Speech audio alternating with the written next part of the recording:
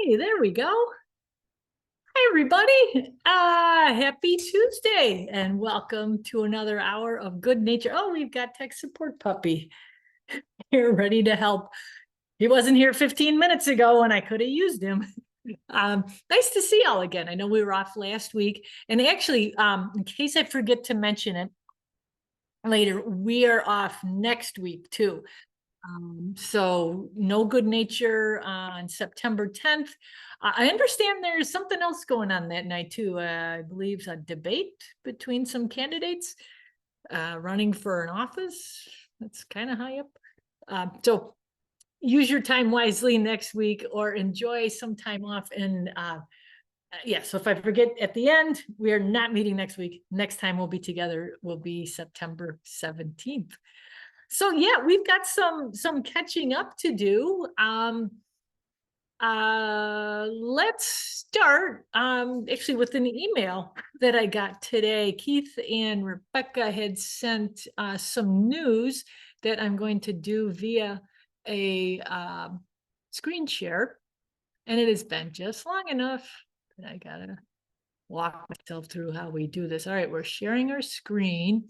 Yeah, this is kind of cool news. Uh, House Bill 5296, also known as the Native Homeowners Landscaping Act, has passed in Springfield here in Illinois, which protects people who are growing native plants. A lot of communities have what is oftentimes referred to as a weed ordinance, and it's you know, back in the day when everybody had the manicured lawns, and that was the expected standard in a lot of communities, was to keep your lawn weed free, no dandelions, keeping it a couple inches tall.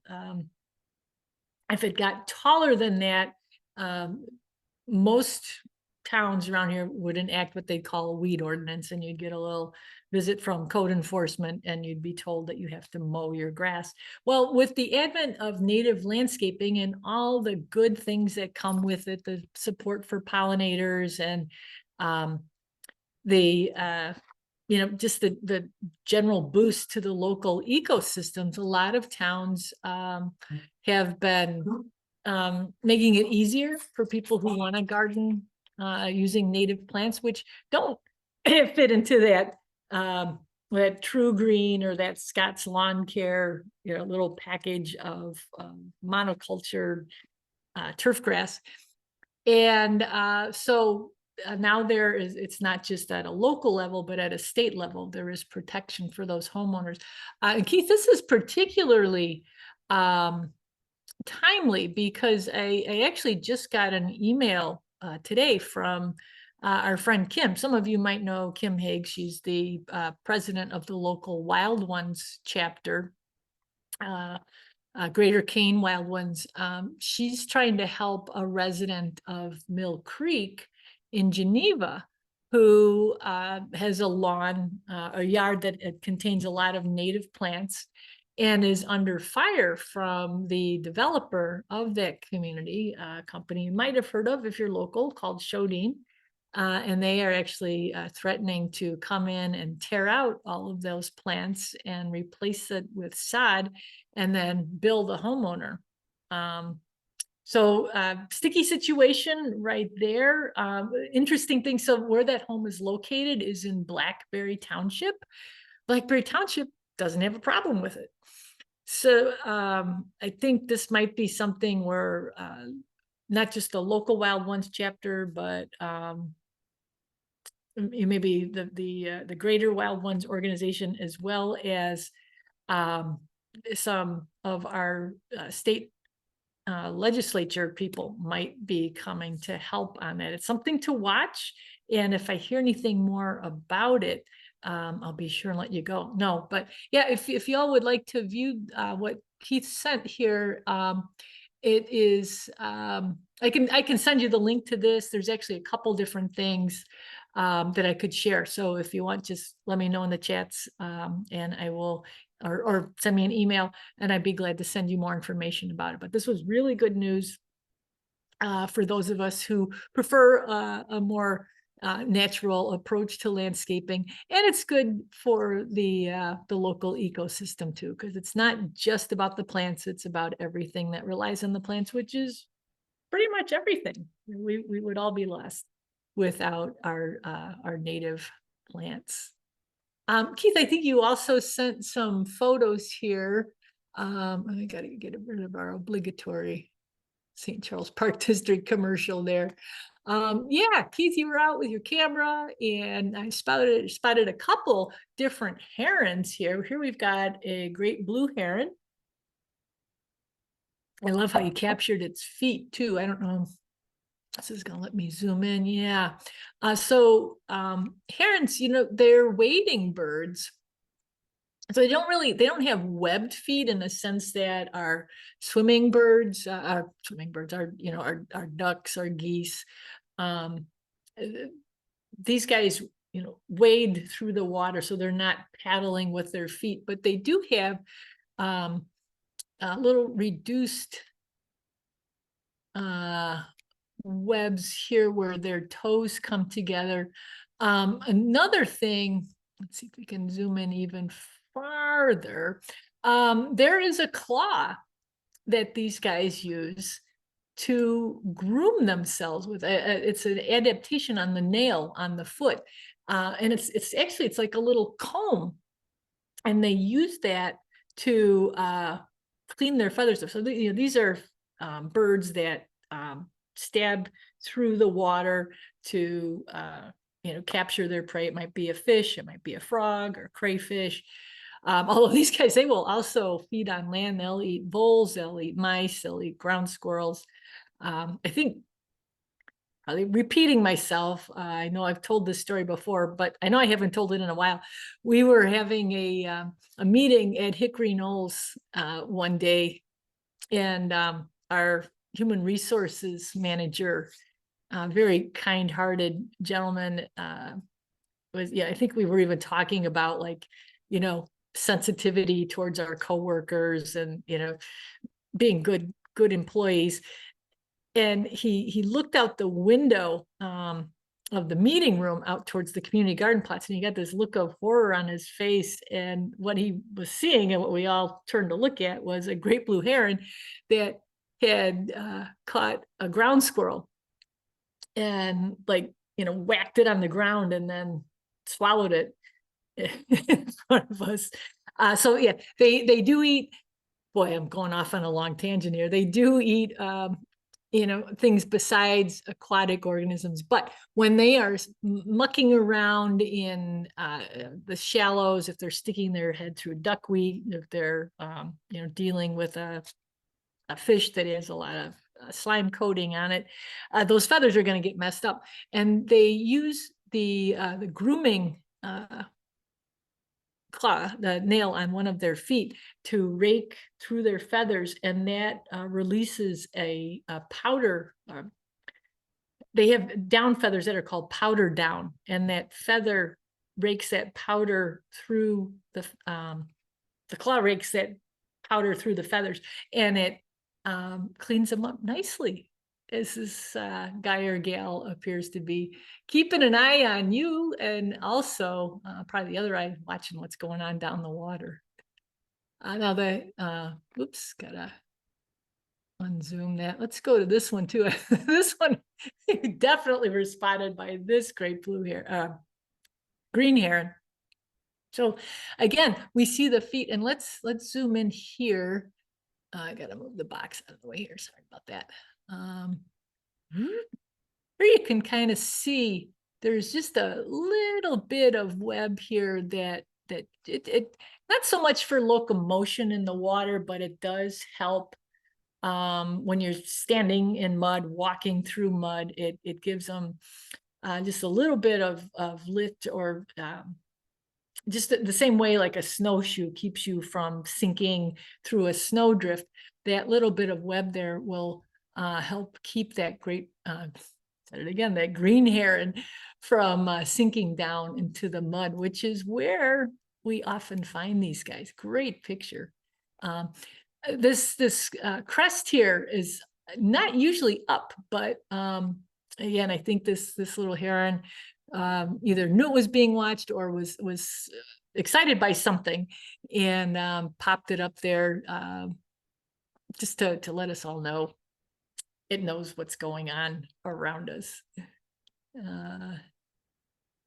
Heath, you said, what's going on with these leaves? I don't know what's going on with these leaves. I don't know if any of you have a thought on what, let's see if we can zoom in here. What might cause something like this? I don't know if there was a web. Well, let's see if we can put this together. I did take some pictures. I didn't include them tonight because frankly, they were pretty bad. But this is the time of year when we see fall webworms, and they this looks like these box elder leaves. They're fall webworms aren't particularly fussy about where they build their webs at, but this that I don't usually there's like a center where you'll see the caterpillars clustered, and I'm not seeing that here. I'll have to get back to you, or again, if somebody else has a thought on what's going on, certainly feel free to comment.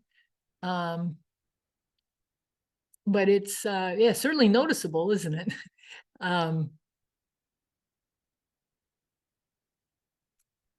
Yeah, we'll think about that some more. This was cool.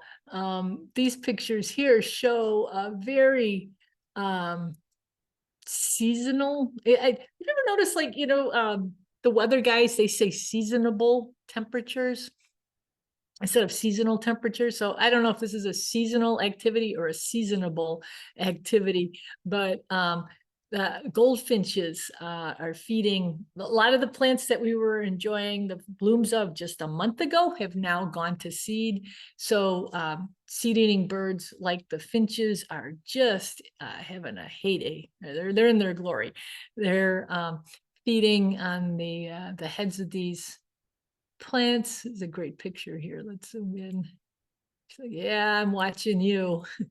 But I've got outside the window here at Casa Otto, I've got quite a few Joe Pye weeds that have gone to seed, and boy, the finches are on them every day. I do still occasionally get inquiries from people asking about what's the best kind of seed to offer birds? What should I buy? What should I put in my bird feeder? And boy, if you've got the space or the area where you can plant native plants that offer seeds, that's the easiest kind of bird feeder to install. You don't have to refill it. It produces its own seed. When it's done, there's probably another plant that the birds can then go to if you plant things so that they're in succession. But a great series of photos. Again, Keith, thank you so much. All right, let's see. From here, let's go on to what has happened the last couple of weeks. And I'm actually going to start with an apology because I did just get back into town literally within the last hour. And I was up in Michigan again. I was up at the cabin, and the cell signal there and the internet connections there are kind of come and go, hit or miss, slow. I didn't realize how many pictures I'd taken and how much backing up had to be done once I got home. So we'll get through as many as we can, and then we can bounce some more maybe to 2 weeks from now. Although there'll probably be a lot more nature to cover by then too. Anyway, we'll see how far we get here with the last 2 weeks worth of nature. And this, so I took a walk along, this is, now we're going back, it'll be 2 weeks ago tomorrow that I took these first couple of pictures. This is again, longtime good-natured fans might know this is my spirit bird. This is the bird that tends to eat and drink to excess. They will sometimes stuff themselves to where they can't fly. Sometimes they're stuffing themselves with fermented berries, so then they shouldn't be flying. If you get my drift. But this is the cedar waxwing, and my goodness, they have been very busy in their flocks along the Fox River. This, I believe this was some sort of ornamental crab tree. This was near Island Park in Geneva. So you could picture that. This was a little muddy, but it wasn't as wet as I understood it became. I heard they had to move the Geneva Folk Festival from Island Park because it was just too wet down there. But it happens from time to time. It's a river. But these guys are in their flocks. The flocks, if you are able to see a flock of cedar waxwings, you'll notice that some of the birds will have a barring on their breast. This one is clear and yellow, which means it's an adult. And I'll apologize, these next couple of pictures, I was zooming in using my cell phone, so they're a little bit blurry. But a cedar waxwing, sometimes people will think there's some sort of bizarre twist on a cardinal because they have that crest. Female cardinals will not have this kind of yellow going on. They will not have this sort of a dark mask the way the cedar waxwing is. So there's a dark bar and then there's light on either side. And then there's the tail is tipped in color. And then what you can't see here is what gives the bird its name, the wax on the wings. It is a wax-like substance that these birds, is it excrete or secrete? And we're going to go with secrete. In the space where you would expect to see wing bars, and it's bright red. And as the birds age, that waxiness gets bigger. And the thinking is that the more wax, the more mature, the more successful the bird is, thus the better mate it would make. So it does appear to play a role in mate selection in this species. But they're very busy now. They might migrate short distances. They do stick together in flocks throughout the winter. So when they feel as though the resources in one area might be getting low, they will move to another area. This is an interesting time of year, though, for them, because not only are they feeding on the berries that are becoming ripe, the fruits that are ripened, but they are also still fly catching. They're still catching insects, which is something they're a little less known for, but it is very much a part of their behavior. So if you see cedar waxwings and they're, in fact, this one, when I first saw it, it was lower down. So I think it might have been checking out the fruit on this tree. And I don't know, to me, I don't know if it looks quite ripe yet. Maybe it ate some, maybe it didn't. I didn't see that, but then it flew out and then it came back. And then it was using this part of the tree as a post to go back and forth. And there were other cedar waxwings in other trees. This was the only bird that was in this tree, but there were other parts of its flock were nearby. But it would go out. I'm guessing it was catching insects, maybe caddisflies, and then coming back to this post. So we saw it going back and forth and back and forth. Cool bird. This is a great time to look for them. Now this bird is, again, I zoomed in, not a great representation, but you can kind of see what's going on. They look almost like bats, don't they? This is a double-crested cormorant. And this is just below the Geneva Dam, one of the rocks down there. These are birds that they have webbed feet. they pursue their prey underneath the water. So they will dive and swim and then pop up again. For that reason, they don't have the waterproofing on their wings that we see in other, say, our dabbling ducks. If these guys had the oils that cause their wings to repel water, they would keep popping up, and they don't want to pop up. They want to stay down. The downside to that is when they're done swimming, they have to find some sort of a perch where they can come out and dry those wings off again. So this is a common sight along the river right now.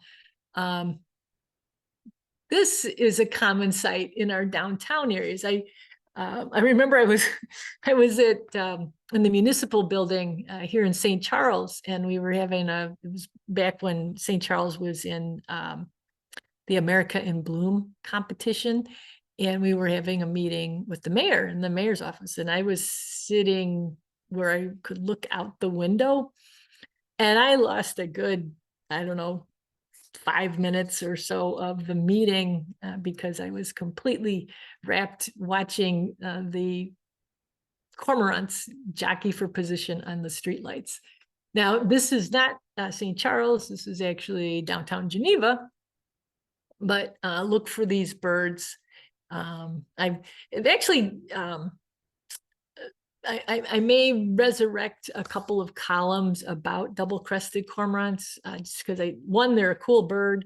To me, they fit perfectly with the lyrics to the TV show, The Addams Family. You know, they're creepy and they're kooky.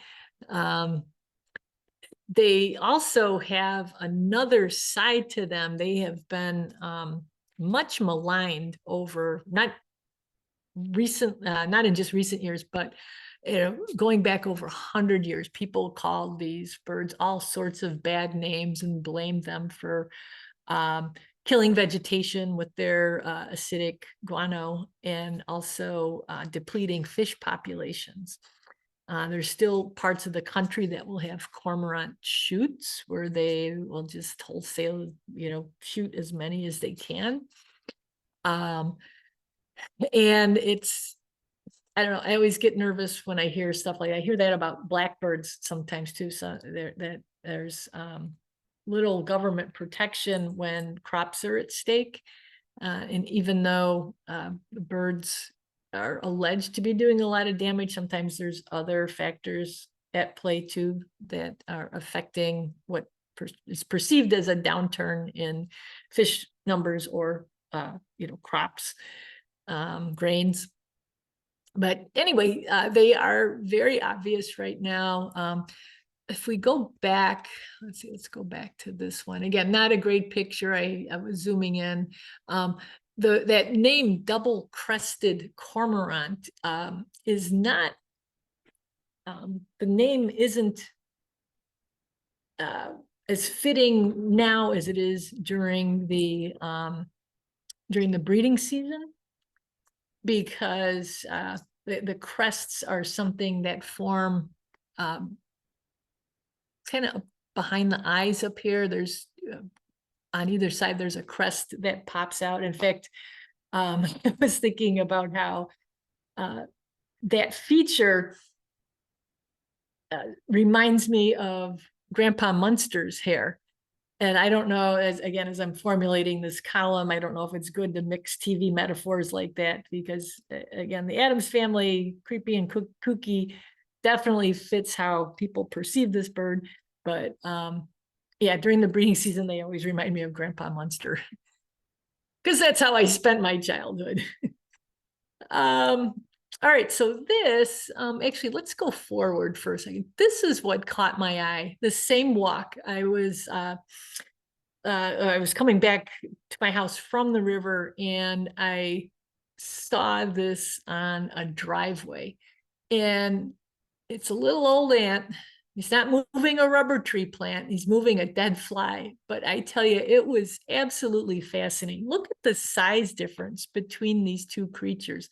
Now, I wish I knew my ants better. I don't know what species of ant this is, but it was dragging this fly a really remarkable distance. If we go back here, let's see if I can get the video to play. Zoom was warning me. Because you probably hear me like grunting as I got down on the floor. In fact, as I'm down on the ground making this video, this is, by the way, this isn't a sidewalk at this point. This is a driveway. And this guy comes out of his house asking me if I lost something. I think maybe he thought like I dropped a contact or something, because I was trying to, get a good angle on this action. And I just had to tell him, look, there's an ant dragging a fly. And he just kind of like did one of those nervous little chuckles. And I said, I apologize if I'm trespassing. I'll be out of your way in a second. He says, oh, no worries. His car was actually parked on the street, so I didn't have to get off of his driveway. But yeah, just one of those nature nerd moments, I guess. But look at this. I mean, whenever I see something like this, I always think of, me lugging a piece of furniture, trying to move the sofa across, rearrange the furniture, move the chair, move a piano. Just really remarkable, the strength of what an ant is able to accomplish. Yeah, super cool. Now, this was, so this would have been, this is about 10 days ago. I would imagine these are even more ripe now. This is the American plum. And they are tasty little fruits. They're smaller than the plums you'd find in the grocery store. And they're a little tangy, although boy, when they get to be a deep pink like this, they almost glow in the sunshine. And when they turn pink like that, the fruit is it's juicy, it's sweet. Succulent is a word that comes to mind. The skin is a little bit thicker on the American plum than what you find in the grocery stores, but yeah, tasty. This was at Peck Farm.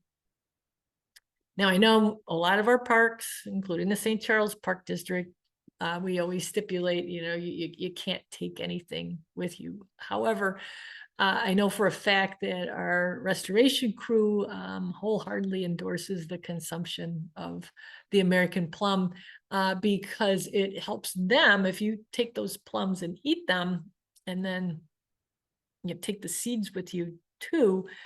By the way, don't swallow them. The pit. Pit is smaller than what you'd find in a supermarket plum, but you don't want to swallow them. But what I did is I brought them back home. I'm thinking, seeing if I can figure out how to prepare them. I don't know if I have to put them in the freezer or keep them in the refrigerator over the winter, how you get them ready for planting. But I would love to have an American plum tree or two in my yard. But yeah, if you see some, I've seen these also growing along some of the bike trail along here, along the Fox River. Try one. You won't be disappointed. Now, a week ago Sunday, we hosted a little program at Hickory Nose called Monarchs and Mimosas. And it's a variation on a program we did a few years ago. We did it a few times actually, called Monarchs and Margaritas. We switched the beverage and we switched the time of day. Monarchs and Margaritas was an evening program, and Monarchs and Mimosas was a brunch.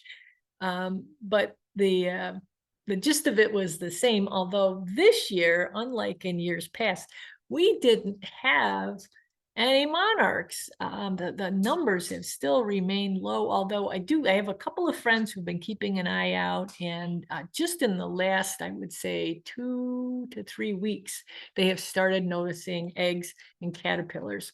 So maybe there was a delay in the monarchs in our area. All this is to say, we did our slideshow about the monarch butterfly, and we toured our native plant gardens, the rotary pollinator garden that was a gift from the folks at Breakfast Rotary here in St. Charles. And then we also walked past some of the gardens out in front of Hickory Knolls. Not a monarch to be seen, but we did see this goldenrod crab spider on the door as we were heading out to look for butterflies. Now, on the metal frame of the door of the nature center, this spider sticks out. Remarkably so. It almost looked as though there was, I don't know, like it's the color of, oh gosh, what do you call Laffy Taffy? Banana Laffy Taffies. That's the color of the spider. And she's just, hanging out. I say she because of the large abdomen. I don't know how she got there, and we did move her. I don't always like to do that because I like to figure whatever the animal is, is where it needs to be at that particular moment in time. But this one just seemed so incongruous. It just seemed so out of place and so apt to maybe get picked off itself by a bird because its camouflage is gone. We moved it back to the goldenrod that it's named after. These are spiders that are ambush hunters, which means they do not capture their prey with silk. They hide and they camouflage very, very well.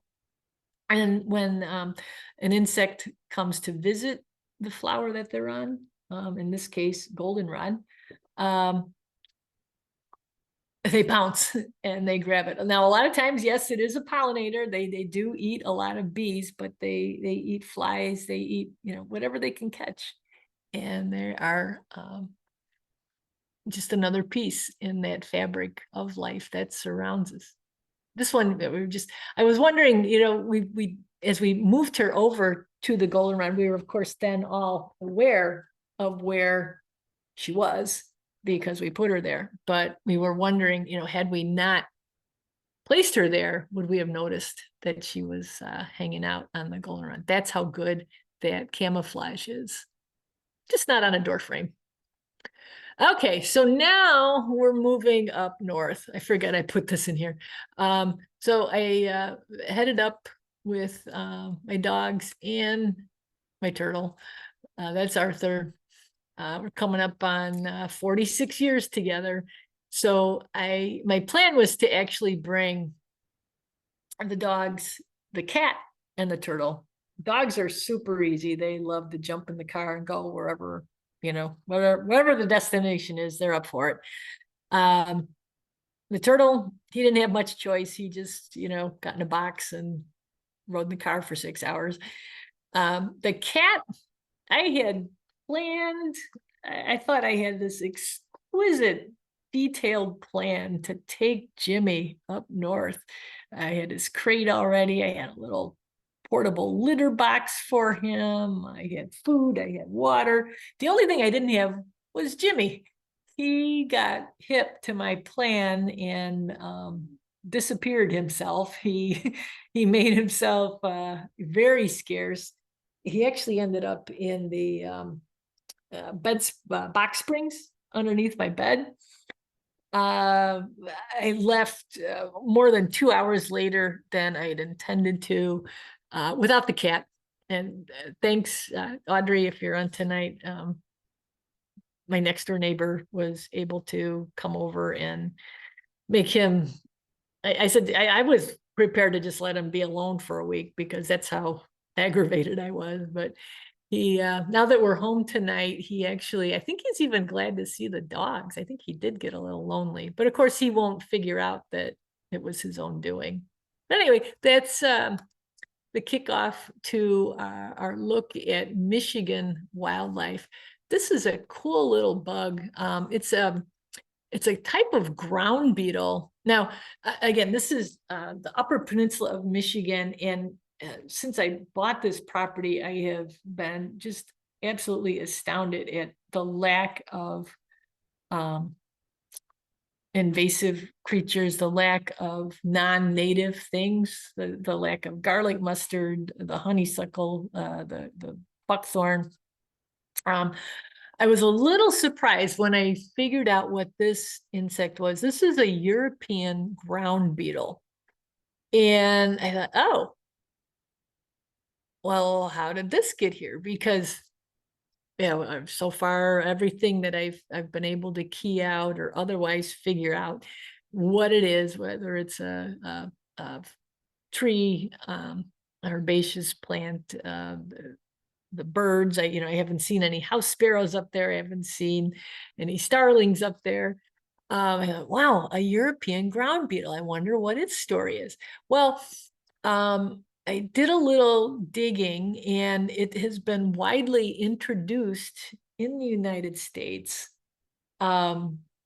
because of its predatory nature. It actually feeds on a lot of agricultural pests. I can't remember if it was the reason it was brought here or if it's just one of its primary prey items, but it eats a lot of slugs, a European slug that is also introduced here. And so it was, it's, yeah, I guess you call it one of the good guys. Now, what was it doing by the cabin? Well, I thought about this for a while too, and this is just a theory, but the sellers of this cabin are from an agricultural area of Wisconsin. And I'm wondering if maybe these beetles were transferred up. They had a tractor at this property. They had some four-wheel, off-road vehicles, their own vehicles. There was a lot of, transporting back and forth between central Wisconsin and the cabin in Upper Michigan. So I'm wondering if this beetle from that agricultural area, hitchhiked up or, otherwise came along for the ride. Anyway, it was really pretty. It was also, I should mention, it was also dead. That's why I was able to get these poses. I actually, first I found it on this mat, and then I moved it. What you can't see here, but what you can kind of see here, see this iridescence here on the back of the thorax? That's what caught my eye. It's really kind of shimmering, bluish, greenish, jewel-like quality is what caught my attention. I was gonna look for more, but then I got distracted by some other things, and I never got back to exploring this ground beetle. But yeah, that's I've never seen one around here, but being an agricultural state, maybe we have them too. Now, this little guy or gal, this was a butterfly that I hope is doing okay now. And it's a butterfly I don't really associate with this time of year. Some of you might recognize it. This is a mourning cloak butterfly. In fact, I was thinking about writing a column about these guys too. Whenever we've talked about mourning cloaks in the past, it's always been in the springtime because this is a butterfly that overwinters as an adult. Important part, all the butterflies overwinter, but sometimes they're eggs. Sometimes they're in their chrysalis. I don't know if there's any butterfly caterpillars that overwinter. A lot of moth or the caterpillars that overwinter in that stage that I can think of are all moths, like the woolly bears, Isabella tiger moths. those fuzzy caterpillars. But they do have to get through winter somehow. Of course, there's some that migrate, like the monarch butterfly. But anyway, with our mourning cloaks, they will hibernate in this adult stage. And then when we get a warm up, usually in February, in fact, sometimes it coincides with our maple sugaring efforts, and you'll see mourning cloaks coming to a sugar bush. They've also been noted lapping nectar at the holes of yellow-bellied sapsuckers. Other than early spring, I've passed by them without noticing them, or they've passed by me and I haven't noticed them. But this one, I think it got dazed by a car. It was by the side of the road. It actually stopped because I was checking my directions to see if I was headed. I was on a quest to get some fresh eggs while I was up there. And I saw this butterfly just kind of flopping in the gravel. So I got out, picked it up, took some photos, and then I put it off to the side in the hopes that it would recover enough to go about its business of finding a place to spend the winter. But mourning cloaks, it's mourning, MOURNING, so refers to the dark, beautiful though, isn't it? It almost looks like it's got an overcoat of like maroon over the dark part of the wing. In fact, I've got another picture here. Let's go to the next one. After I took it on my hand, I thought, well, let's put it back on the ground here. I had never noticed all the other details. So the dark, the contrast between this yellow border and then the dark part of the wing, that's what you notice when they're fluttering. In fact, I saw one this morning. So I was packing the car up. One went fluttering by too. But they have all these other, this blue here. They've got, I've never noticed up at the leading edge of the wing, these yellow bars up at the front here. But this is a critical time for them. They need to get some nourishment in their bodies. What they're going to do then is they're going to use that nectar to form like a super saturated sugar solution, which is going to act as an antifreeze, and it's going to keep them, hopefully, if they are somewhat protected, and they'll go underneath the bark of some of our shaggy bark trees, or they'll go into the leaf litter. Another reason not to rake all your leaves away. But if they get just a little bit of pressure from the harshest part of the wind, if they are somewhat exposed and they're getting a lot of wind that will dry their bodies out, that's going to do them in. But if they can find somewhere where they can keep some of that moisture contained, they'll probably do okay. And yeah, hopefully this one, it did seem a little disoriented, but hopefully it was able to get its wits about it and find a good place to hang out once it starts to get cold. Now here, I don't know how prevalent this little mark over here to the side was. I drop my phone periodically, and this last time I dropped it, it's not a crack on the phone, but the protective piece of glass over the camera lens has a crack in it. So some of these pictures might look like there's a comet or an orb coming in, and that's all it is. It's just I did a little whoopsie with my phone. But what I love about the UP is the casual attitude they have towards so many cool natural features. So I don't know if you can see this sign here. Let's zoom in. Nandota Falls is where I was headed. I drove right by that sign, but this here, like in front of the guardrail, that would be considered a parking place. When you get past the guardrail over to the right, there's a slightly wider portion of the side of the road. And that's the parking area. And then this tiny little sign. From this point, though, even though I would say the trail, it wasn't super far, maybe somewhere a quarter to a half a mile. Nah, half a mile seems like a long time. It took me a while to get there because the trail itself was kind of treacherous. But you could hear the falls from this point, so it wasn't all that far. Let's say it was a quarter mile. There was a lot of exposed rock, and then the trail sometimes went over these rocks. So even though it wasn't a great distance, we did exert ourselves. In fact, Kit, the senior member of the household here, she's still moving a little slow. I had to up her arthritis medicine because she was pretty sore the next day. I had to help her up some of these. In fact, tech support puppy had to help me up. He pulled me up with his leash on some of these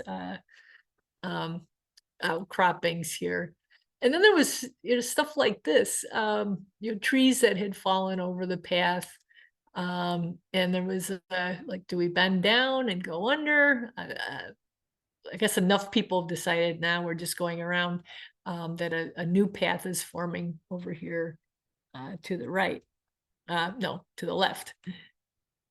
But even in a public area like this, where I wouldn't say it was heavily traveled. There was another one other car in that little parking area that had one person, and we did run into her a little bit later on. But again, there wasn't any poison ivy there, which is a native, but nothing that would raise any alarms in terms of needing removal. Nothing invasive there. And here's Yondota Falls. So not a dramatic drop, like a Niagara Falls, but certainly rushing and roaring. This was really loud as it tumbles over these rocks. I sat there for quite a while, just kind of taking in the roar and looking.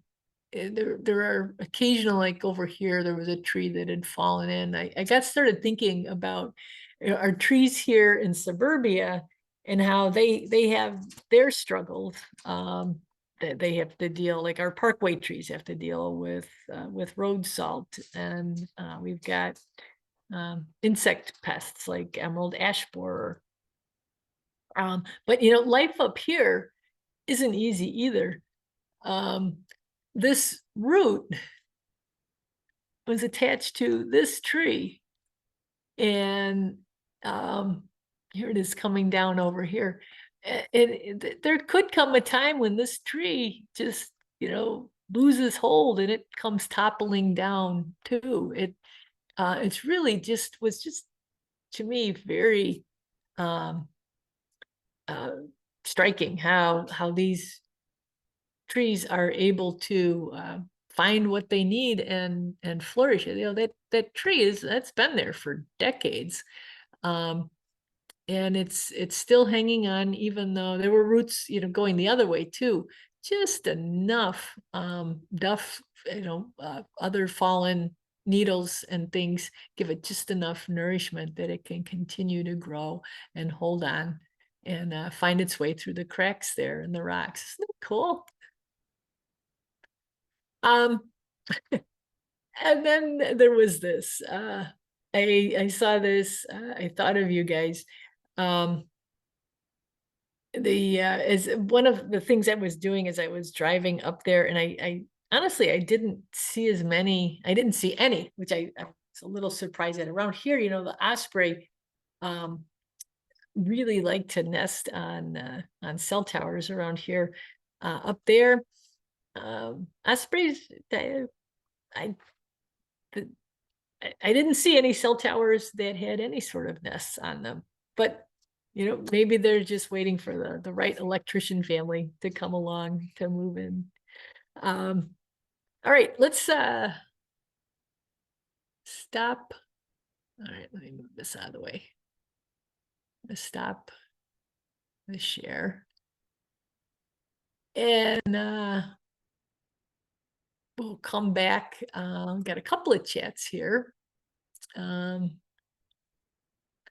Okay, Jerry, I'd be glad to send that to you. Yeah, the native landscaping, I think it's only going to get bigger. It's, and maybe that's just my perspective given, what we do at the park district, but our native plant sale has grown every year. Wild Ones membership is burgeoning. There's new members joining all the time. In fact, if anybody wants information about the Wild Ones organization, let me know that too. I'd be glad to send that to you. But the fact that the state legislature is now behind this, I think that's a really good sign as well, because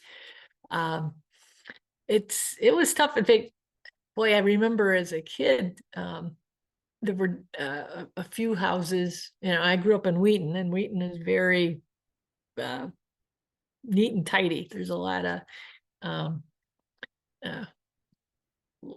chem lawns, a lot of true greens there in Wheaton. But even going back 30, 40 years, there were some people that were trying to, plant natives here and there. And, generally the community looked down at things like that because it was sloppy, it was messy, it was not conforming to what, the rest of the houses look like. And I'll say, my dad did eventually, come around, but when they built their house in the 1960s, the things that were being planted were things that could be trimmed, like burning bush, Japanese barberry, all the things that were fighting now in our natural areas were the what everybody was putting in their yards at the time. It was the trend, it was the style. It was imported. And now the tide has turned, and I think our planet is going to be healthier for it.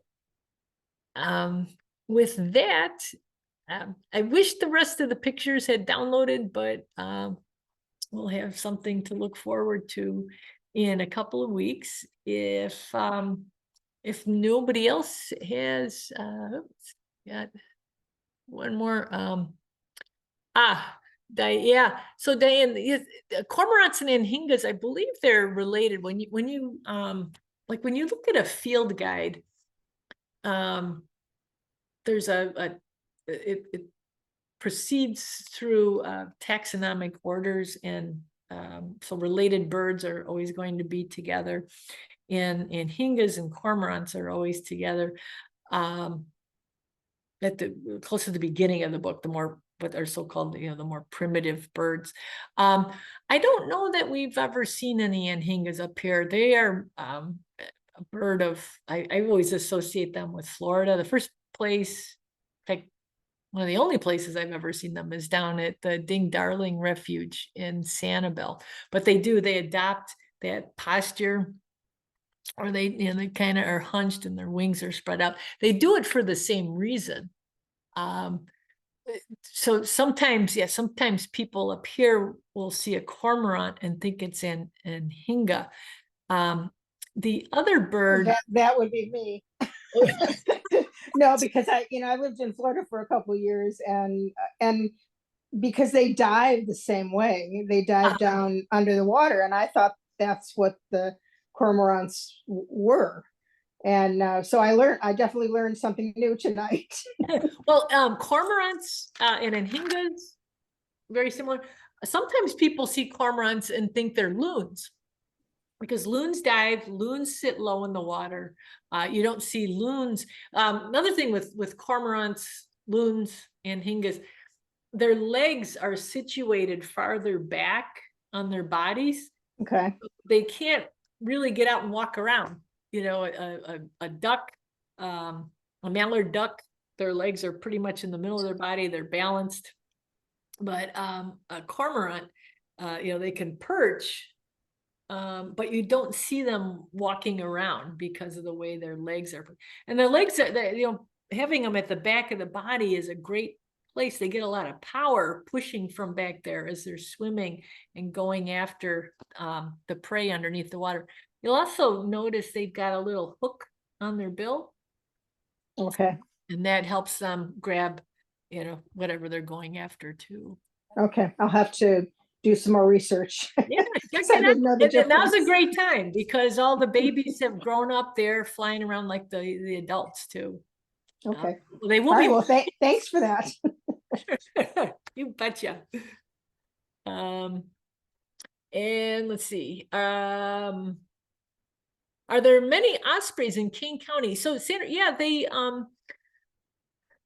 are increasing. They started in our area. They first showed up, and this is going back now, I think a little over 10 years at Fermilab, which is technically, well, Fermilab kind of straddles DuPage and Kane counties. And they nested on a utility pole at Fermilab. And the facilities management team at Fermilab were like, well, we can't really have nests on utility poles. Let's give them a nesting platform. So next year there were, or 2 years later, can't remember the exact time, but they ended up with 2 nests then, and then there was 3 nests, and that's when more nesting platforms started to be built. There's one south of the Montgomery Dam on the east side of the Fox River. As far as I know, that has yet to be used. There was a nest platform put up at Oakhurst Forest Preserve. I don't know that that one's being used yet. Most recently, there was one put out at Dick Young Forest Preserve. I think that was built. I know there was talk of it. But what they really seem to like around here are cell towers. So there is one, you can sort of see it if you go up to John Dewar Forest Preserve. There's one near there's a cell tower near the Wayne Police Station that ospreys are nesting on. That might be DuPage. I forget where the line is over there. And then also DuPage County, but far western DuPage County, there's one. Oh gosh, what's the name of the street? It's a little bit west of the intersection with Route 59 and Route 64. There's a Continental I can't remember the name, but it near West Chicago Prairie is what it boils down to. There's another cell tower with another nest. So they are nesting around here. They are still considered, I believe, a threatened species, but I've heard more than one person say if there was a survey, you know, if our state personnel who determine what is threatened and what is endangered, if there was a survey done of osprey, they would probably be able to be taken off that list because they are finding these places, non-traditional places to nest. And it really seemed that, plus an reintroduction program that's going on downstate, has really helped to boost those osprey numbers. So yes, there are ospreys in King County. Some are nesting. They actually, that's a bird of prey that migrates. Ospreys, if you're not familiar, another name for them is fish eagle. They are like the bald eagle. They hang out by the river, but unlike the bald eagle, they're less likely to feed on non-fish things. Over 90% of an osprey's diet is fish, and so that's where you're going to find them is by water, and a lot of them do fish. Almost every time I've been at Mount St. Mary's Park, I have seen osprey fishing in that stretch of the river. We had a Rusty Rodeo a few weeks ago. The osprey were there before the people showed up feeding in the river. So yes. And Meredith, yes, cormorants at Lock and Dam 14. So if you're headed out to the Mississippi River, check them out there. I didn't get down this year to the Rookery, the communal nesting area that's just south of the cave at Red Oak Nature Center. That had mostly been great blue herons. And 2 years ago, I noticed there were a lot of cormorant nests in that area as well. In fact, cormorants, when I worked at Red Oak, we used to call cormorants the birds that saved Red Oak Nature Center, because there was talk 30 years ago or so of putting a second bridge in North Aurora. And it would have extended, I think it was Oak Street they were talking about extending across, and it would have gone right through the Red Oak property, and it would have gone across the islands where those birds are nesting. But because at the time cormorants were either threatened or endangered in Illinois, that was one of the factors, that plus a letter writing campaign and some other things. But that project was nixed. So cormorants to the rescue.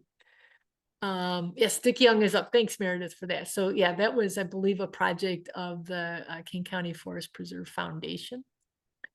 And yeah, it's funny how the osprey have found, well, in cell towers, they're pretty tall, and what osprey like is that open and 360-degree view. I kind of wonder if they're keeping an eye out for eagles, because eagles and osprey, they do mix it up sometimes. But hopefully they will realize all the good things we're doing to try and make them comfortable here, and they will start to make use of those nest platforms.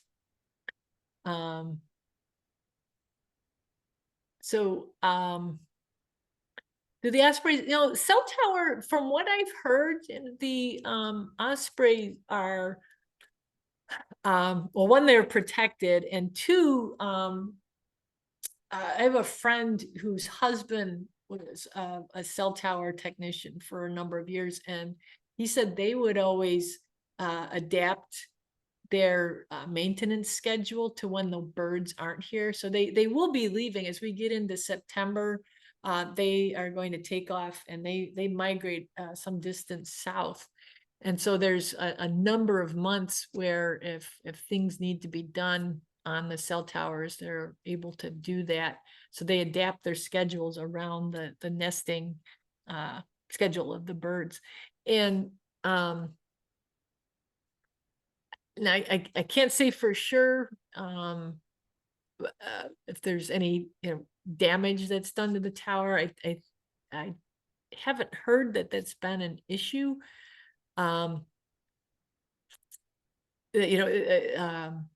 It's not like they're mice that might be chewing on wires or something like that. But I haven't heard where there's had to be any permits issued for removals. Again, I don't know everything. But every nest that's around here, the one from near John Dewar, I believe this was the first year that one was spotted, but the other ones, they've been active now for a few years, and the birds keep coming back, and the nests are left intact. So I hope that answers your questions, and I hope you've found something of use this evening. I will look forward to seeing y'all again, not next week, but on September 17th, we'll have some more good nature. Sound like a plan? I hope so. Thanks, everybody. Appreciate your time. Thank you, Pam. Thanks, Pam. Welcome Thank you, home. Pam. Have a good Good night. night. Yeah, Thanks, Pam. thanks.